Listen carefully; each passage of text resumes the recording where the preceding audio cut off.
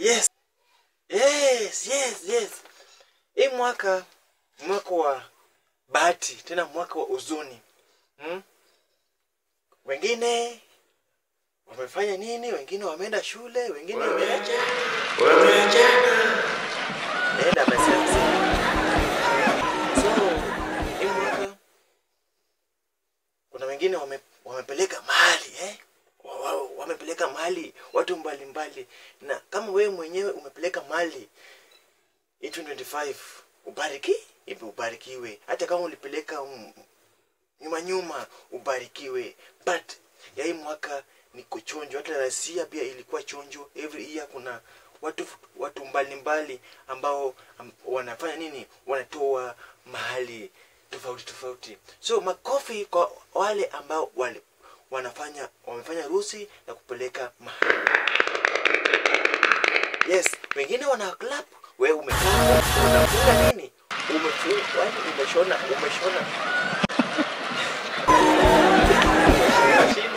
Ati mimi lini watanipeleka mahali kwetu? Ama kama wewe ni baba unasema siku nitapata pesa nitanunua vitu zinafaa nipeleke kwa mama mpiala, kwa kina msichana, watu wanipatie heshima. But usikufe moyo kama hujapeleka. Usikufe moyo. Mungu ako na uweke bidii. Ukiweka bidii, Mungu anafanya nini? Anakusaidia. Na kama wewe ni mama, kaa vizuri, upende mwenzako, upende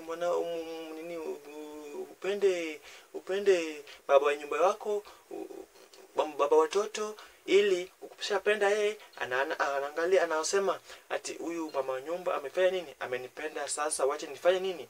Nishughulikie ile anaweza peleka nini? Anaweza peleka mali. Na kama wewe ni mama, wewe kazi yako tungulu ati unarudi saa ngapi? Unataka aje? Sio unapeleka ng'ombe kwetu, kelele mingi, unaweka zako kuleta kelele kwa nyumba. Usilete kelele kwa nyumba. Tulia mama. Akirudi mwambie baba, umetembea aje? Baby, wewe ndio wangu.